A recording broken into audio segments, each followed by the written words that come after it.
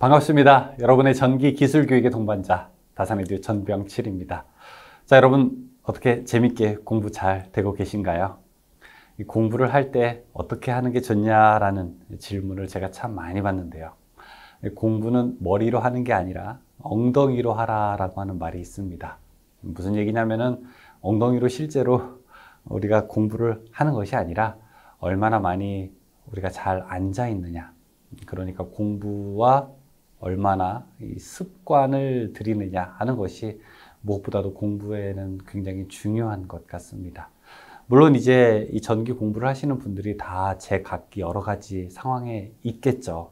어떤 분들은 하루 종일 공부만 하는 분들도 계실 테고, 또 어떤 분들은 틈틈이 이 직장 생활을 하는 와중에서도 공부를 하는 분들도 계실 테고, 어떤 분들은 퇴근하고 나서 지친 몸을 이끌고 육아도 끝내고 비로소 나에게 주어지는 그 온전한 시간에 이 공부를 하시는 분들도 계실 겁니다. 모두 다 존중받아 마땅하고 훌륭하신 분들입니다. 여러분이 그 공부를 하실 때 무엇보다도 조금 힘들고 지치지만 그래도 이 바른 자세로 의자에 앉아서 책상에 책을 딱 펼쳐놓고 이 강의를 함께 들어주시기를 소망합니다. 그래서 공부를 하는 전체 시간도 중요하지만 내가 실제로 얼마나 집중해서 공부를 하느냐라고 하는 그 집중하는 시간도 중요하게 됩니다. 양보다는 질이라고 하는 말이죠. 그래서 여러분이 이제부터는 공부는 엉덩이로 한다라고 하는 말을 기억해 주시면서 저와 함께 계속 이 시간을 보내보죠. 자, 이 시간은 세 번째 시간이고요. 전기 회로의 법칙에 대해서 설명하겠습니다.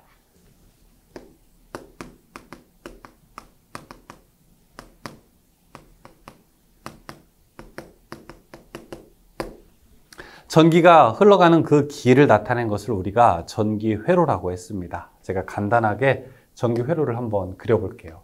자, 여기 이렇게 건전지가 있고, 그 다음에 여기 이렇게 저항이 하나 있습니다. 자, 이 건전지를 우리가 V라고 하고, 그 다음에 여기에 흘러가는 전류를 I라고 하고, 그 다음에 전기를 방해하는 것을 R이라고 했습니다. 이 전기 회로에는 항상 법칙이 적용된다는 거예요. 우리 물리학에서는 에너지 보존의 법칙이라든지 질량 보존의 법칙 이런 것이 있는 것처럼 전기에서도 거스를 수 없는, 거스를 수 없다는 얘기는 우리가 태어나기 훨씬 전부터 아마 우리가 죽을 때까지도 변하지 않는 것이 있을 텐데 그 중에 하나가 바로 이런 법칙입니다. 이 법칙 말 그대로 바뀌지 않습니다. 여러분이 지금 공부해 두신 거 여러분의 그 자손까지 아마 배우게 될 내용이 될 겁니다. 전기회로에서는 그럼 어떤 법칙이 있게 되느냐? 가장 처음으로 중요한 법칙. 이 전기에서 어떤 법칙이 제일 중요합니까? 라고 저에게 묻는다면은 저는 단연 옴의 법칙을 꼽습니다. 옴, 맞아요. 이 전기 저항의 단위가 옴이죠. 워낙 큰 업적을 이룬 옴이라고 하는 사람의 이름을 딴 법칙이고요. 옴은 이런 이야기를 하게 됩니다. 어떤 한 회로에서 전압과 전류와 저항이 서로 삼각관계에 있다. 이렇게 설명을 하게 됩니다. 이 동그라미를 이렇게 하나 그리고요. 자, 이 동그라미를 3등분한 상태에서 위에는 V, 그 다음에 아래는 I와 R을 한번 넣어줘 보십시오. 그러면은 V는 I 곱하기 R이 되고요. R은 I분의 V가 되고 I는 R분의 V가 되는데 이게 바로 옴의 법칙입니다. 이전 시간에 배웠던 거 혹시 기억나십니까? 어떤 게 기억납니까? 우리가 물 비교하게 되면서 이런 이야기를 했었죠. 수압이라는 말과 그 다음에 물이라는 말과 그 다음에 찌꺼기라는 말이 있게 되었는데요. 수압이라고 하는 거는 전기에서는 전압과 같고 이 전기에서 물은 전류와 같고 그 다음에 찌꺼기는 저항이라고 이야기를 했었죠. 여기서 전압은 V로 기호로 나타내고 전류는 I고 저항은 R이라고 했었습니다. 기억나세요? 그러면은 보세요. 자, 물을 잘 흐르게 하기 위해서는 어떻게 해야 될까요? 수압이 세고 찌꺼기는 적어야 되겠죠? 그러면 제가 이거를 식으로 이렇게 표현할 수 있을 것 같아요. 물은 어떻게 한다? 수압이 클수록 커지고 다음에 찌꺼기가 클수록 물은 더 작아지게 되는 거죠. 이제 이거를 저는 그대로 전기로 가져와 보겠습니다. 전기로 가져오게 되면 어떻게 표현할 수 있을까요? 이렇게 표현할 수 있죠. 전류라고 하는 것은 어떻게 됩니까? 이 전압이 크면 커지고 다음에 저항이 커지면은 작아진다라고 설명을 할 수가 있어요. 이제 이거를 저는 기호로 표기를 해볼게요. 어떻게? I는 R분의 V라고 이렇게 표현을 할 수 있습니다. 왜요?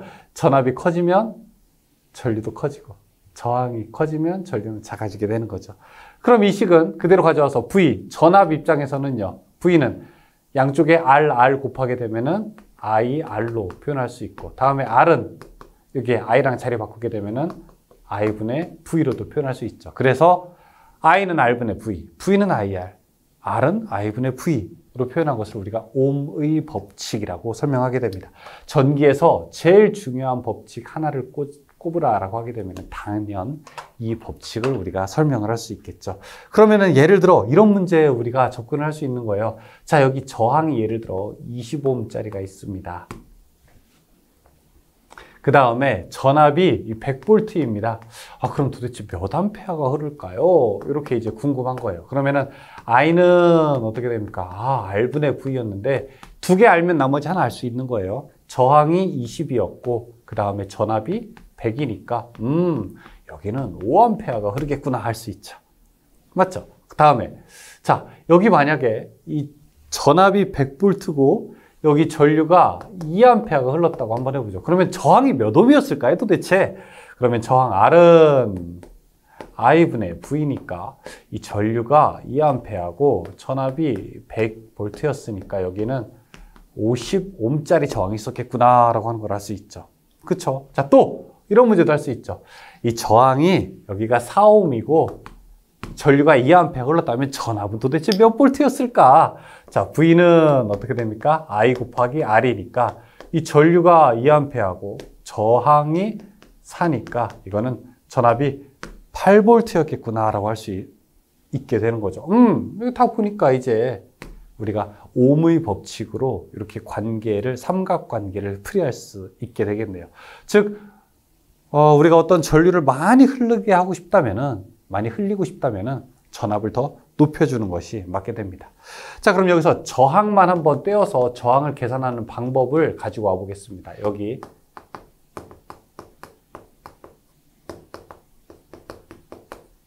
저항은 일단 그림 기호로 그릴 때요. 전기가 잘 못 흐르게 되는 거잖아요. 그래서 찍찍찍찍찍찍 이렇게 그리게 됩니다. 누가 봐도 약간 울퉁불퉁 전기가 흘러가는데 주름져서 잘 못 흘러갈 것 같지 않습니까? 자, 그래서 기호로 딱 쓸 때는요. 레지스턴스라고 해서 이렇게 R이라고 딱 씁니다. 그러면은 누가 봐도 이제 이거는 저항입니다. 근데 저항이 한 개가 아니라 또 하나가 더 있다고 해볼게요. 옆에 조금 가다 보니까 찍찍찍찍찍찍 이렇게 있다고 해볼게요. 그럼 얘도 저항이라고 이렇게 놓을 수 있죠. 그런데 지금 저항이 R이라고 기호를 쓰게 되는데 R이 하나 있고 또 하나가 있으니까 이제 헷갈리니까 이 R에다가도 우리가 번호표를 한번 달아줘 보죠. 자, 이거는 R1이라고 하고요. 여기 있는 건 R2라고 해보겠습니다. 숫자를 크게 쓰는 게 아니라 아래첨자로 해서 조금 더 작게 쓰게 됩니다. 그래서 R1, R2가 있게 되는 겁니다. 이렇게 연결되어 있는 저항이 있는 반면, 자, 또 이렇게 연결되어 있을 수도 있습니다. 여기에 찍찍찍찍찍찍 저항 하나가 있고요. 그 다음에 또 찍찍찍찍찍찍 저항이 또 이렇게 하나가 더 있게 됩니다. 자, 여기도 R1이라고 하고 이쪽도 R2라고 부르게 되면은 위에 연결된 것과 아래에 연결된 것은 조금 다르게 됩니다. 만약에 여러분이 수도 파이프로 한번 생각을 해보죠. 자, 물이 이렇게 흘러가게 되는데, 자, 저항이 찌꺼기가 있어요. 지나가게 되고 또 찌꺼기가 지났어요. 두 번째를 지나가게 되는 거죠. 그런데 아래는 조금 다르죠.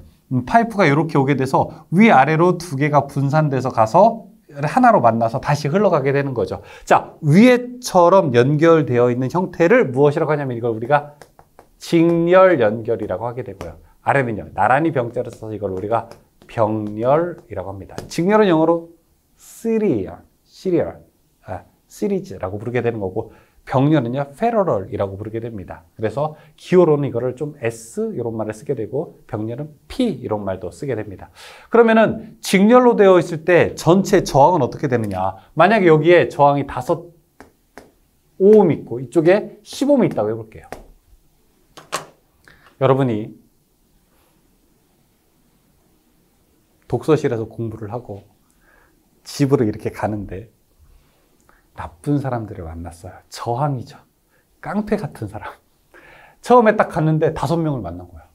어쩔 수 없어. 도망갈 길이 없어요. 그냥 외딴 길이에요.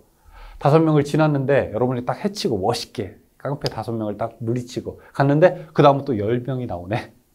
10명을 딱 물리치고 지나갔어요. 어쨌든 집에 딱 도착을 했습니다. 그럼 내가 우리 집까지 오는 길에, 독서실에서 우리 집까지 오는 길에 5명이 있고 10명이 있었잖아요. 그럼 전체 합성 저항은 몇 명이었습니까? 15명이 되는 거죠. 맞아요. 그래서 직렬일 때는요, 합성 저항은 어떻게 구하냐? 전체 토탈 저항이라고 하는 것은 위에서 이렇게 계산하게 되면 R1 플러스 R2 이렇게 구하면 되는 거예요. 오, 쉽죠? 5 더하기 10이니까 전체 15옴입니다. 이렇게 구하면 되는 겁니다. 만약에 10이었다. 그러면은 25옴입니다. 100이었어요. 그러면은 200옴입니다. 이렇게 할 수 있는 거예요. 만약에 10옴짜리가 10개 있어요. 그러면은 100옴이 되는 거고, 10옴짜리가 5개가 직렬로 돼 있어요. 그러면은 50옴이 되는 겁니다. 이 직렬은 편해요. 자, 그런데 병렬은 조금 이제 다르게 되는 겁니다. 자, 여기는 이제 직렬일 때, 여기는 이제 병렬일 때. 병렬은, 자, 이렇게 길이 두 갈래 길이 있다고요. 위로도 갈 수 있고, 아래로도 갈 수 있고. 그러면은 만약에 물이 흐르게 된다면은 위아래로 이렇게 분산되게 되는데, 물은 어느 쪽으로 더 많이 흐를까요? 저항이 많은 쪽으로 많이 흐를까요? 적은 쪽으로 많이 흐를까요? 저항이 적은 쪽으로 많이 흐르게 되겠죠. 그렇죠? 자, 그래서 이 병렬일 때 합성 저항은 어떻게 구하냐면요. 조금 이렇게 달라요. 어떻게 구하냐면 이렇게 계산합니다. R분의 1 플러스 R2분의 1 분의 1. 이거 계산하게 되면은요, 이렇게 돼요. R1 플러스 R2 합분의 R1 곱하기 R2 합분의 곱 이렇게 계산합니다. 아, 왜 이렇게 나오는지 한번 해볼까요? 그냥 여러분 보기만 하세요. 이 과정이 왜 그렇게 되는지. 자, 요거 계산하게 되면은 이렇게 계산할 수 있어요. R1 분의 1 플러스 R2 분의 1 분의 1은 여러분 통분이라고 하는 거 아세요? 서로 분모가 다를 때는 통분하죠. 통분하게 되려면 서로 반대편 거 곱해주면 되죠. 그러면 이렇게 되죠. R1, R2분의 R2 플러스 R1, R2분의 R1. 그냥 보기만 하세요. 제가 그냥 잘난 척 하는 거예요. 자, 이렇게 계산하게 두 개 이제 합칠 수 있죠. 그러면은 R1, R2분의 R1 플러스 R2분의 1이 되는 거고요. 이거 하게 되면은 곱한 것 분의 더한 것 분의 1이 되는 거죠. 이런 분수 형태로 무엇이라는 거 우리가 번분수라고 하는 거죠. 번분수. 분수분의 분수. 예를 들어 이렇게 A 분의 B 분의 C 분의 D 이거 계산하려면 어떻게 됩니까? 이렇게 분수분의 분수가 되면 이렇게 두 개 안쪽에 있는 거로 곱해서 분모로 가는 거고요. 바깥쪽에 있는 거 곱해서 분자로 가는 거죠. 그래서 B, C 분의 A, D 이렇게 되는 거죠. 자, 여기는 지금 1이지만 1이라고 하는 거는 뭐죠? 1분의 1이랑 똑같은 거죠. 그러면은 안쪽에 있는 것끼리 곱하게 되면요.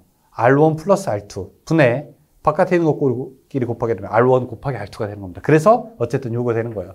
자, 이거 계산하는데 그냥 외우기 어려우니까 자, 이렇게 저는 항상 이야기하게 됩니다. 어떻게? 병렬일 때는 합분의 어떻게 계산한다? 합분의 곱으로 계산하게 됩니다. 합분의 곱.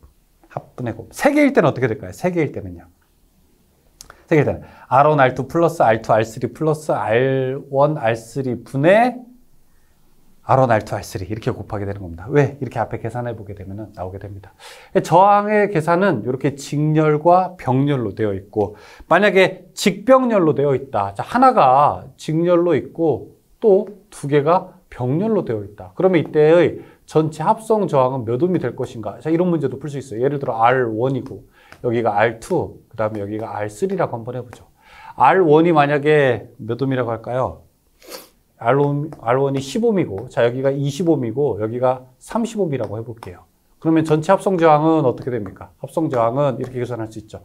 두 개를 먼저 합치게 됩니다. 두 개를 먼저 병렬로 되어 있는 걸 하나로 만들어 보죠. 그러면은 합분의 곱, 두 개 합한 것분의 20 플러스 30, 합분의 곱, 20 곱하기 30 하게 되면 얼마일까요? 이거 50분의 600이니까 50분의 600은 12 나오게 되나요? 12옴.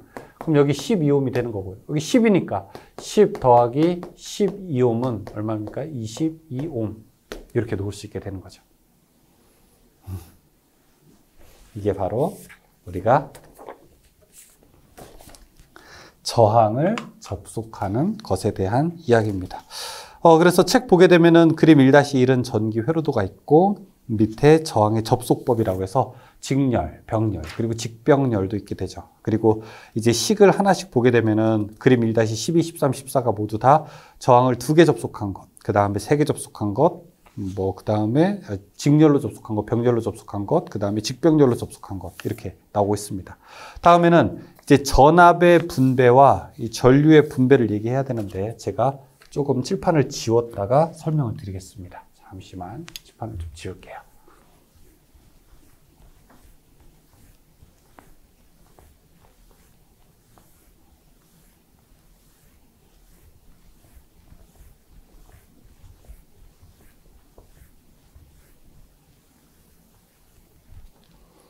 자, 전압의 분배를 한번 보겠습니다. 자, 전압의 여기 됐을까요?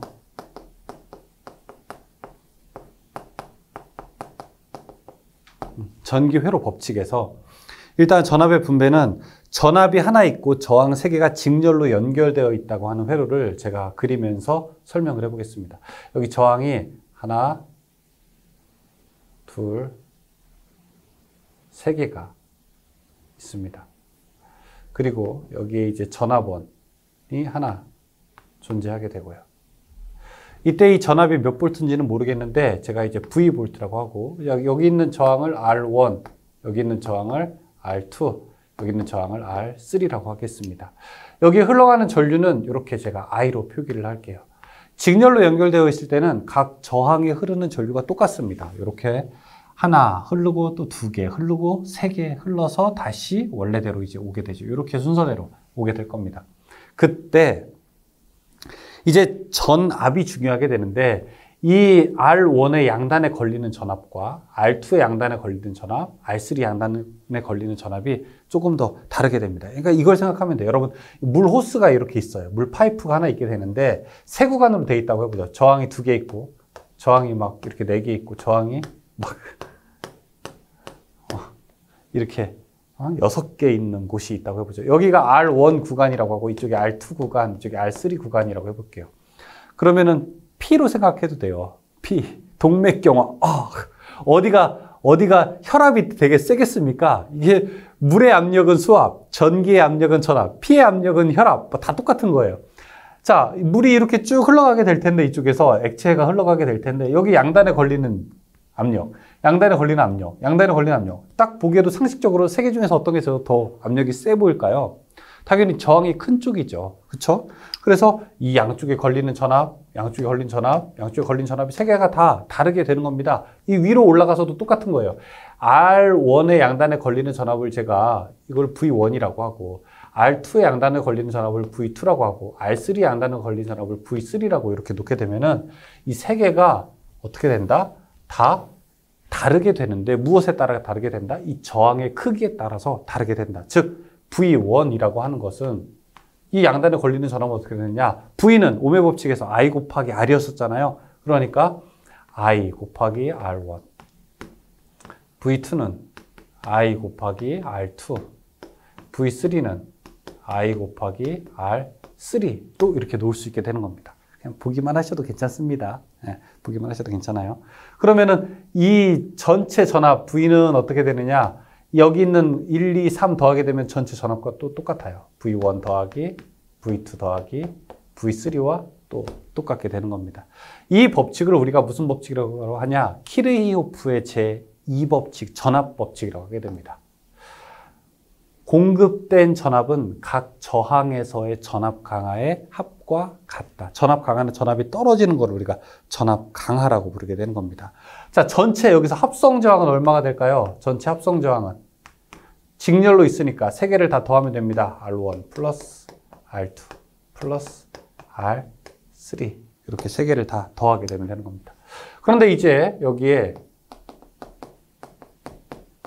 전류의 분배도 알아두셔야 돼요. 전류의 분배라고 하는 거는 뭐냐면은 전류가 나눠지게 되는 겁니다. 이제 책을 보시게 되면은 어떻게 나눠지게 되느냐? 자, 이렇게 하나, 둘, 3개 나눠지고 다시 여기서 전압원 V가 있다고 해볼게요. 그럼 여기가 R1, 이쪽이 R2, 이쪽이 R3, 그리고 여기가 V라고 하게 되면은 전압이 어떻게 걸리냐? 이 양쪽에 다 R1, R2, R3는 똑같이 걸린 상태에서 전류가 이렇게 흘러가서 맨 위, 중간, 아래 이렇게 3개로 분배되는 겁니다. 즉 여기 흐르는 전류가 I라고 하면은 이제 맨 위에 흐르는 전류를 I1, I2, 여기를 I3라고 놓을 수 있게 되는 거죠. 그럼 여기서 이제 I1은 얼마 걸리냐? I는 R분의 V니까 R1분의 V. 여기서 I2는 이 두 번째 저항분의 R2분의 V. I3는 R3분의 V. 이렇게 놓을 수 있고요. 이 전체 전류 I는 각 흐르는 전류를 다 더하게 되면 전체 전류가 또 같게 되는 겁니다. 그래서 I1, I2 세 개를 다 더하게 되는 것 같고, 여기 합성 저항은 어떻게 구하게 되느냐? 합성 저항은요, R1분의 1 플러스 R2분의 1 플러스 R3분의 1 분의 1. 저항이 3개일 때는 이렇게 합성 저항을 구할 수 있게 되는 겁니다. 결국에 여기서 나타내고 싶은 게 뭐냐면은 여기에서는 전압을 걸었을 때 저항에서 걸린 전압을 다 더하게 되면 처음의 전압과 같다는 거예요. 이걸 우리가 공급된 전압은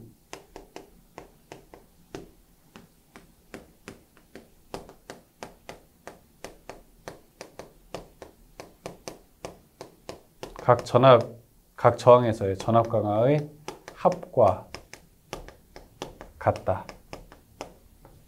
이게 바로 키르호프의 제2법칙, 전압법칙입니다. 여기서 설명하고 있는 거는 뭐냐면요,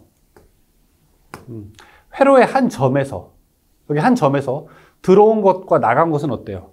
같죠? 들어온 것과 나간 것은 같죠? 예를 들어, 자, 이렇게 한번 보죠. 여기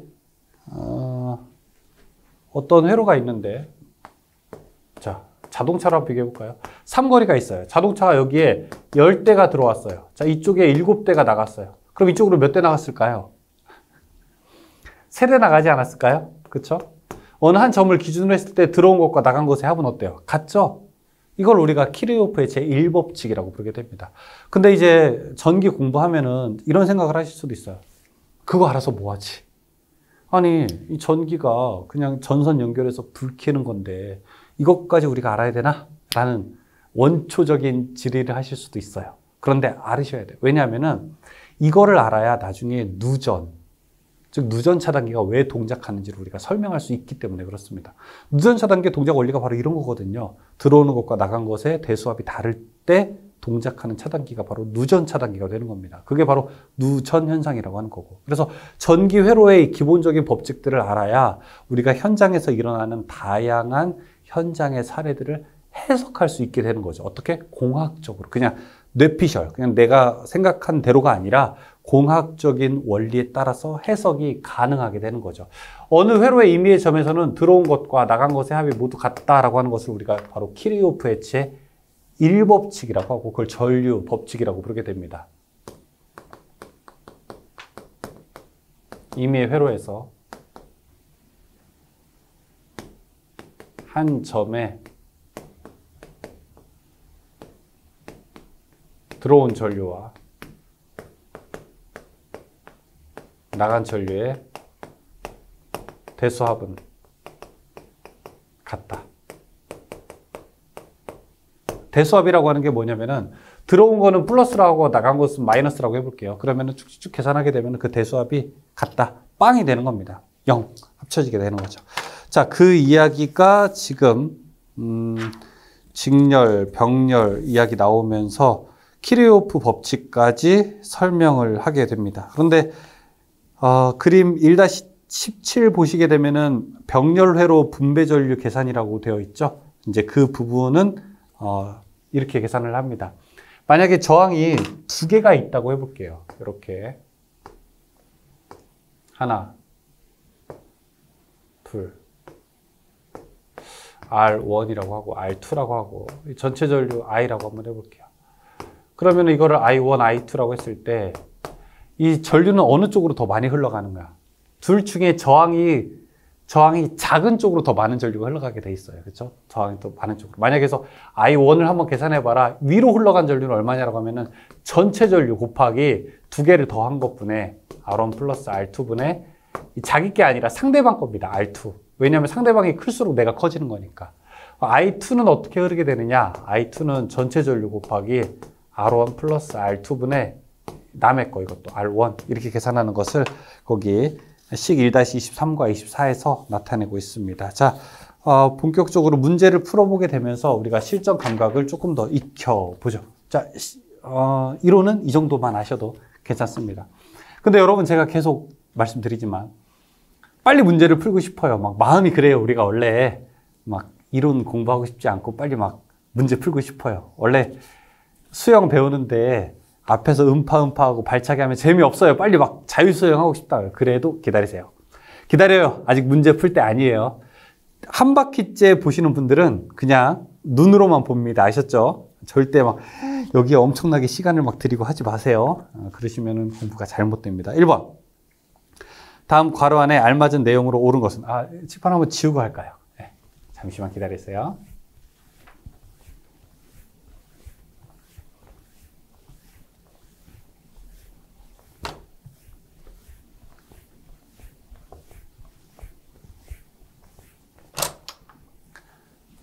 문제 풀어보겠습니다. 1번. 다음 괄호 안에 알맞은 내용으로 옳은 것은 회로에 흐르는 전류의 크기는 저항에 땡땡하고 전압에 땡땡한다. 일단 ohm의 법칙 한번 써볼게요. I는 R분의 V.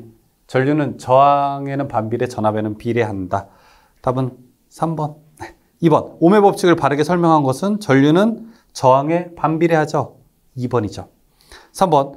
저항 R, 그 다음에 전압 V 가했더니 전류가 흘렀는데 저항을 20% 줄이면 전류는 몇 배가 되겠는가 물어보고 있습니다. 20% 줄였대요. I는 20% 줄였다는 거는 0.8R분의 V 됐다는 거 아니겠습니까? 0.8분의 1 하게 되면은 한 1.25 정도 될 겁니다. 답은 3번이죠. 4번, 100ohm에서 100V에서 5A 흐르는 전열기에 120V를 가하면 흐르는 전류는 어떻게 되는가? 자, 원래 조건이 뭐였냐면은 100V를 걸었을 때 5A가 흐른대요. 그럼 이거 저항이 얼마란 얘기입니까? R은 I분의 V니까. 이 전압이 5고 전압이 100이니까 이거 20ohm이라는 거죠. 그럼 여기다가 120V를 가했을 때 흐르는 전류 I는 R분의 V. R이 20이고 전압이 120이니까 6A 흐르겠네요. 답은 2번이죠. 5번. 그림에서 폐회로에 흐르는 전류는 몇 암페어인가 물어보고 있습니다.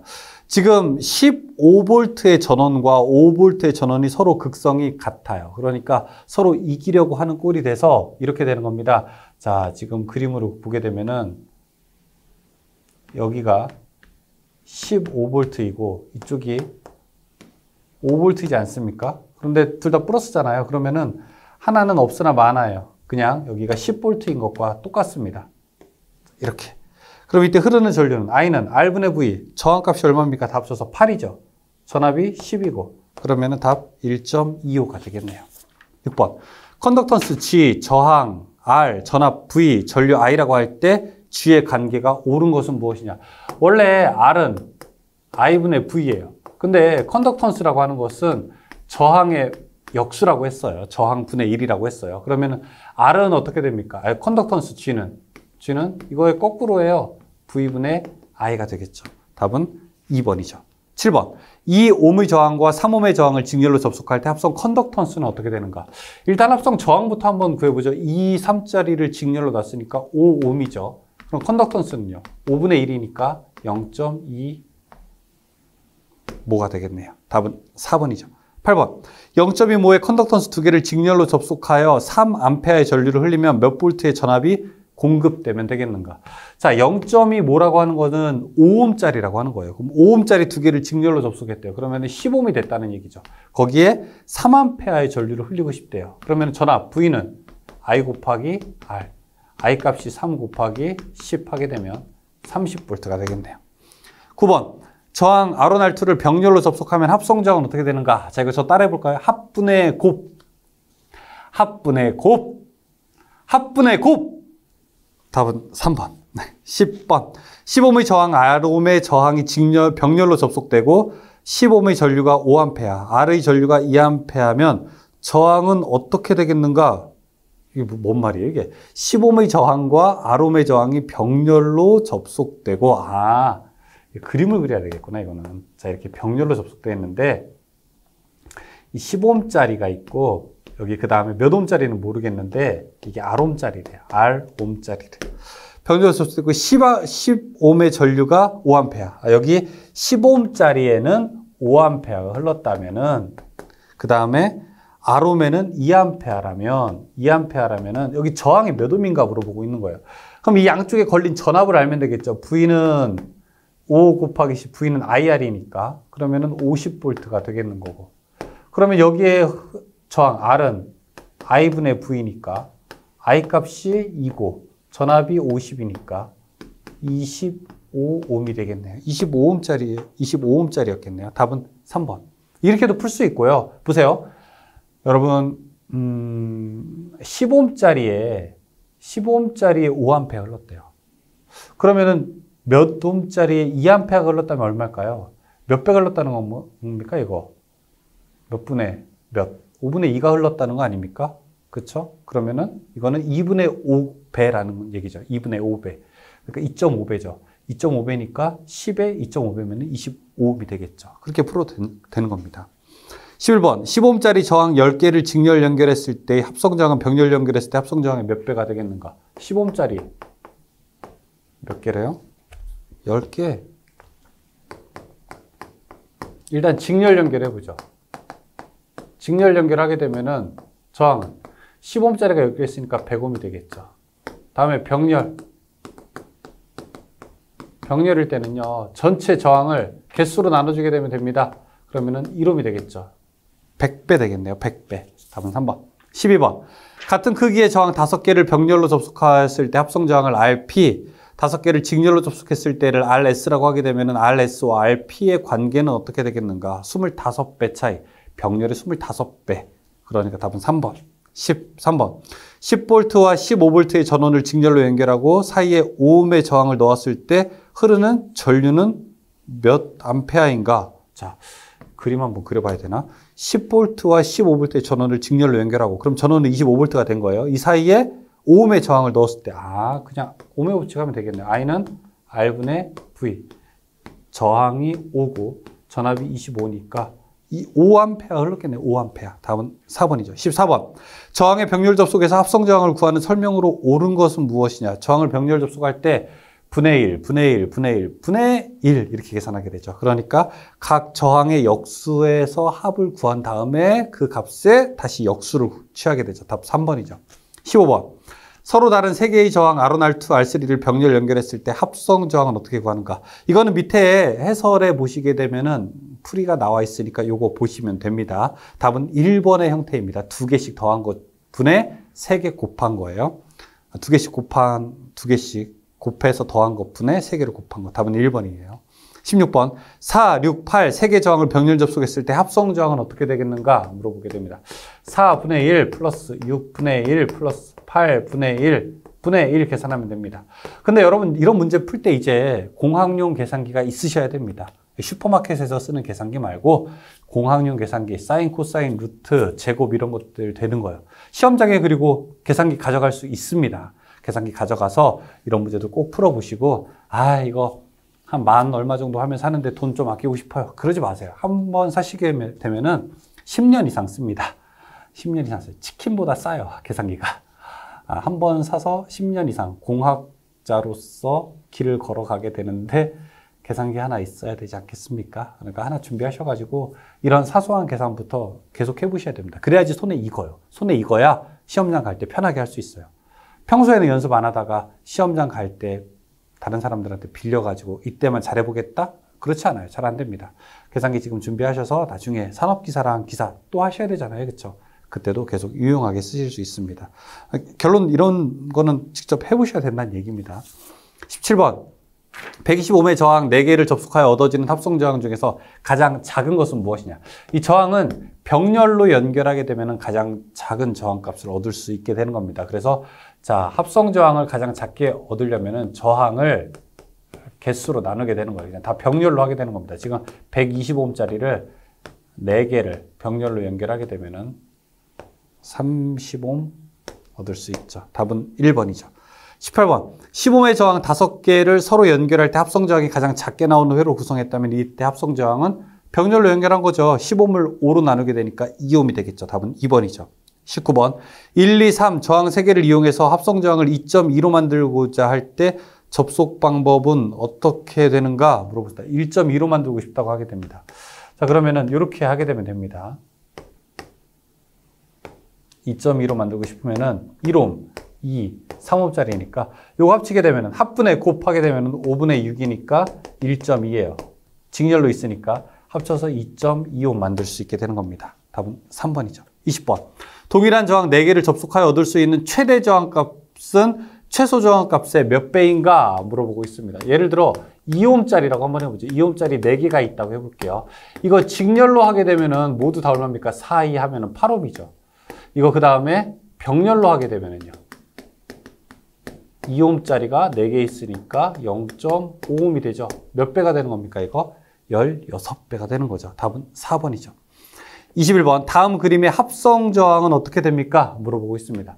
이게 세모 모양으로 되어 있는 거를 쭉 끌어당기게 되면은 이런 모양으로 되어 있죠. 자, 위로는 분기점에서 위로 나아갔을 때는 20옴짜리와 10옴짜리가 있으니까 이거 30옴이 되고요.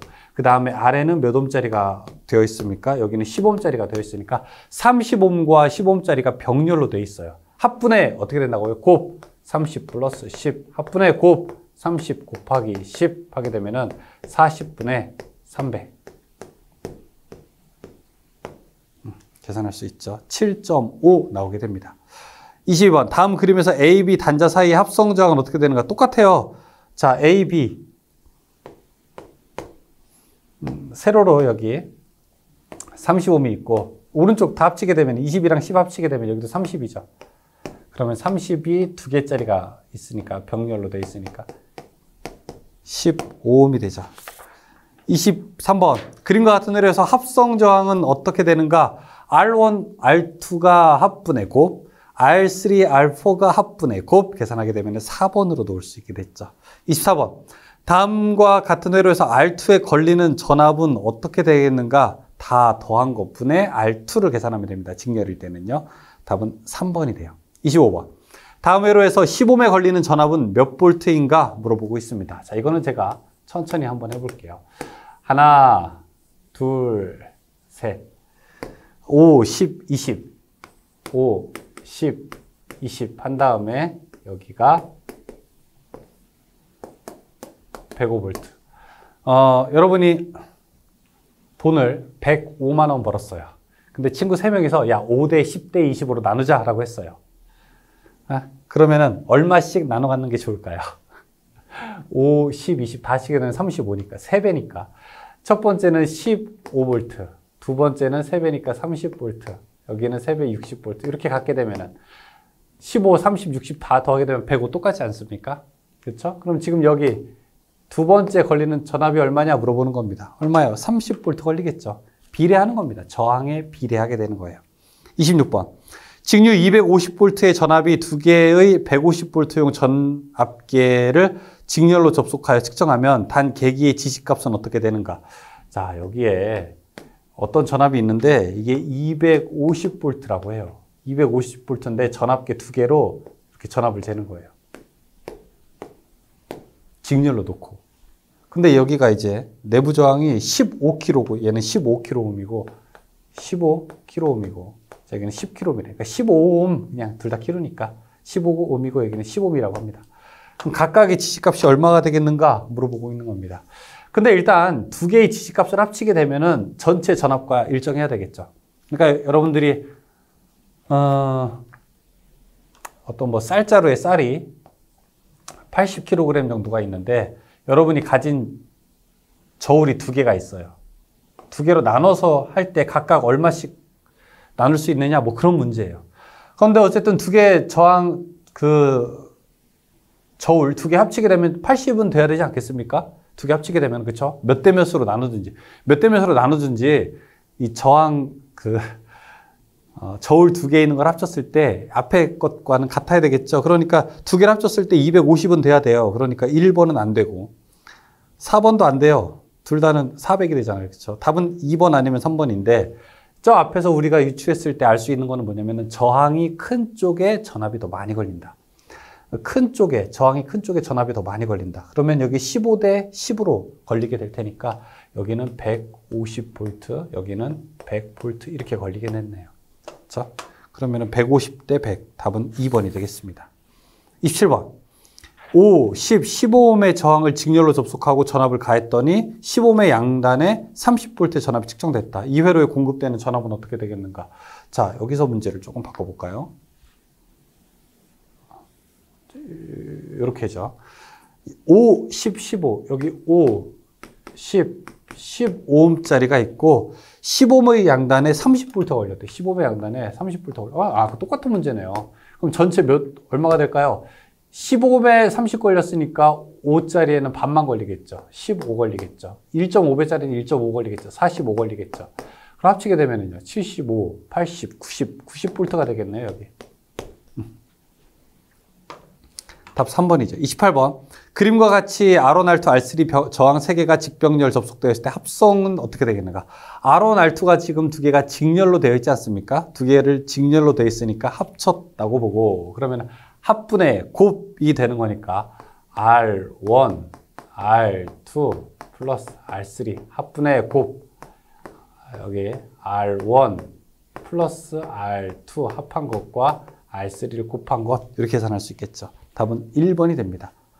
29번. 다음 회로에서 A, B 간의 합성 저항은 어떻게 되겠는가? 다 병렬로 되어 있는 거를 다 하나로 합쳐야 돼요. 2짜리 두 개 있으니까 2 나누기 2는 1옴. 3짜리 3개 있으니까 3 나누기 3개는 1옴. 그러면은 1옴이 있으니까 합치게 되면은 3옴이 되겠죠. 답은 3번이 됩니다. 3번, 30번. 자, 이 문제 별표 하나 치시죠. 거저먹는 문제인데 의외로 쉽게 많이 틀리세요. 자, 회로의 저항값이 R1, R2, R3, R4일 때 전류가 최소로 흐르는 건 어떻게 되겠는가? 자, 지금 여기에 R1 하나가 있고 그 다음에 R2, R3, R4 지금 저항이 얘가 제일 크고 그 다음이에요. 그러면 전류가 어디에 제일 적게 흐르겠습니까? 물어보는 겁니다. 자, 지금 저항이 R1, R2, R3, R4 이렇게 돼 있다고 하잖아요. 그쵸? 그러면 여기서 제일 전류가 적게 흐르는 거. 일단 여기에 흐르는 전류 이렇게 분배되지 않겠습니까? 여기 흐르는 전류가 3개로 분배되지 않겠습니까? 그쵸? 그러니까 이거는 R는 상관없어요. 분배될 때를 봐야 되는 거예요. 분배될 때. 분배될 때 누가 제일 클까요? 저항이 제일 적은 쪽으로 전류가 제일 커지겠죠. 그러니까 알파가 전류가 제일 크고 R2가 제일 적게 됩니다. 답은 그래서 R2입니다. R2. 답은 2번이죠. 31번. 2, 4, 6 세 개의 저항을 병렬로 연결했을 때 전체 전류가 5A면 2ohm에 흐르는 전류는 어떻게 되겠는가 물어보고 있습니다. 자, 여기 31번. 하나, 둘, 셋. 2ohm, 4ohm, 6ohm. 이게 세 개의 저항이 병렬로 됐을 때 전체 전류가 5A, 여기 흐르는 전류가 5A라고 합니다. 그럼 이때 2ohm에 흐르는 전류는 여기는 얼만큼이 되겠는가 물어봅니다.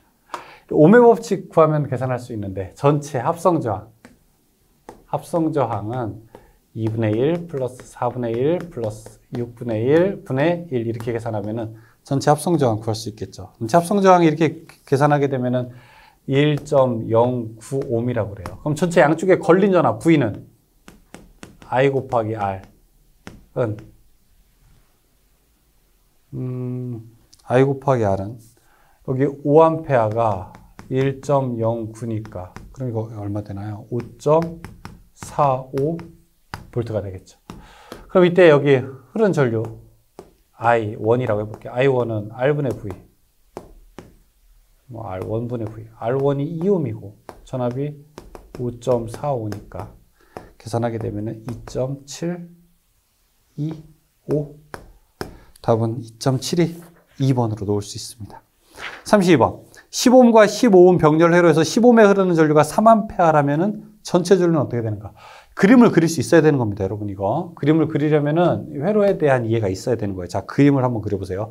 지금 문제에서 10옴과 15옴이 병렬로 돼 있대요. 이렇게 10옴과 15옴이 병렬로 되어 있는데 이때 15옴에 흐르는 전류가 3A래요. 그럼 전체 전류는 얼마니? 이거 물어보는 거예요. 여기 알면 전체 전류 구할 수 있겠죠. 자, 15옴에 3A 흘렀다면은 1.5배인데는요. 1.5분의 1로 흐르겠죠. 그렇죠? 그럼 여기는 몇 암페어 흐르겠어요? 2A 흐르겠죠. 그럼 전체는 얼마예요? 3 더하기 2니까 5A 흐르겠죠. 전체 전류는 5A입니다. 답은 4번이죠.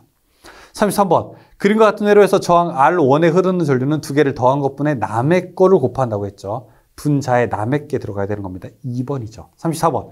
회로의 접속점에서 볼 때 접속점에서 흘러오는 전류의 합은 나가는 것과 같다. 자, 여기서 봤을 때 흘러오는 것은 5A, 나간 것은 5A. 같다. 키르호프의 제 몇 번째 법칙? 제 1법칙. 전류 법칙이 되는 거죠.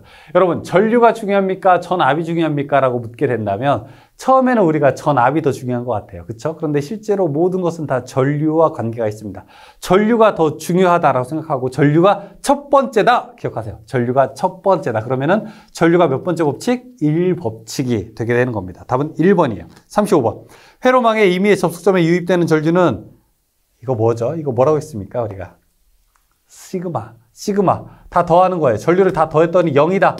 들어온 것을 플러스 나간 것을 마이너스라고 하게 되면은 플러스 5, 마이너스 3, 마이너스 2는 0이 되겠죠. 무슨 법칙이에요? 키르호프의 몇 번째 법칙? 1법칙, 전류 법칙. 답은 3번이 되죠. 36번. 다음과 같은 회로를 키르호프의 1법칙으로 옳게 나타낸 것은 무엇이 되겠는가? 들어온 것은 플러스고 나간 것은 마이너스로 한번 계산을 해보죠. 그러면 I1과 I4는 플러스, I2, 3, 5는 마이너스로 계산하게 되면은 I1 마이너스, I2 마이너스, I3 마이너스, I 플러스, I4 마이너스, I5 하게 되면 0. 답은 2번이 되는 겁니다. 37번. 키르호프의 법칙을 맞게 설명한 것은 1법칙은 뭐에 대한 법칙이다? 전류에 대한 법칙이다. 2번이 맞는 설명이네요. 1번은 전압에 관한 법칙이다. 이건 아니죠. 이거는 2법칙이죠. 38번. 다음 괄호 안에 들어갈 알맞은 내용은 무엇인가? 라고 되어 있습니다. 자, 이거는 그냥 눈으로만 한번 살짝 보십시오. 여기는 중첩의 정리라고 되어 있어요. 여러분 이제 저랑 같이 문제 풀다가 이런 거 나올 수 있어요. 아니, 본문에는 왜 설명도 안 한 게 문제 나옵니까? 아니, 본문 설명해야 되는 거 아닙니까? 근데 제가 중첩의 정리를 설명하려면요. 여러분, 본문에서 20분 이상을 할애해야 되는 겁니다. 그렇게 할애하게 되면요. 이 영상이, 이 전체 강의가 한 바퀴 돌리는데 100시간 정도가 필요합니다. 전기 기능사가 실제로 여러분 20시간, 30시간 강의가 아니라 원래는 고등학교 1, 2, 3학년을 다 합쳐놓은 겁니다. 그러니까 이 강의를 제대로 하게 되려면 저에게 여러분 약 200시간 이상의 시간을 줘야 되는데 우리는 그렇게 시간이 많지가 않아요. 왜? 우리는 목표가 이 전기공학적, 학문적 진리의 탐구가 아니라 국가기술 자격 합격이기 때문에 그래서 중요한 것만 조금 설명을 드리는 것을 여러분이 여러분께 좀 양해를 부탁드리고 이렇게 하는 이유는 우리가 전략적 선택이라는 것을 같이 합의가 돼야 됩니다. 아셨죠? 중첩의 정리 뭡니까? 이렇게 물어보신다면은 요것만 제가 대답할게요. 자, 여기에 전원이 하나 있고 그 다음에 저항이 하나 있고 그 다음에 저항이 있고 예를 들어 전원이 또 하나 있어요. 그러면은 이거를 우리가 해석할 때 여기에 몇 암페어가 흐르는지 해석할 때 V1, V2라고 하게 되면은 해석하기가 조금 쉽지가 않다고요. 해석하기가 좀 쉽지가 않게 되면 어떻게 되느냐. 이 전원을 각각 두 개의 슬라이드로 분리해서 해석하는 방법입니다. V1에서 봤을 때는 이렇게 V1이 있고 그 다음에 이렇게 저항 하나가 있고 자, 여기 전원이 있는데 이 전원을 그냥 단락시킵니다. 쇼트시켜요. 연결시켜버려요. 그냥 이렇게. 자, 그 다음에 플러스 또 이쪽에서 한 장으로 봤을 때 전원은 이렇게 연결시키고 그 다음에 저항 연결하고 자, 그 다음에 여기도 V2 이렇게 그러면은 결국에는 이거는 요 두 개를 이렇게 합친 것과 같다라고 되어 있어서 서로 겹쳤다고 해서 이걸 우리가 중첩의 정리라고 하게 됩니다. 이때 요 전원은 어떻게 되게 됩니까? 상대방 거 할 때 단락시키게 되고요. 만약에 여기에 전류원이 있다. 이렇게 생긴 전류원이 있게 되면 이건 오픈시킵니다. 개방시킵니다. 그래서 이것만 기억하세요. 전압원은 단락합니다. 전류원은요, 개방해서 회로를 해석하게 됩니다. 자, 이거 하나만 그냥 기억하시죠. 중첩에 정리해서 회로 해석하는 방법입니다. 여기까지 우리가 알아봤는데 전기 회로 법칙을 설명드렸어요. 전기 회로 법칙 대표적으로 몇 가지가 중요한지 보죠. 첫 번째, 오물 법칙 이야기했었고요. 두 번째, 키르요프의 제1법칙, 키르요프의 제2법칙 이야기했었습니다. 세 가지 가지고 우리가 한참 설명을 드렸었고, 마지막에 중첩의 정리, 찰칵하고 찰나의 순간 잠깐 말씀드렸습니다. 여러분 정말 고생 많으셨어요. 잠깐 쉬었다가 우리 다음 시간에 뵐게요. 수고 많으셨습니다.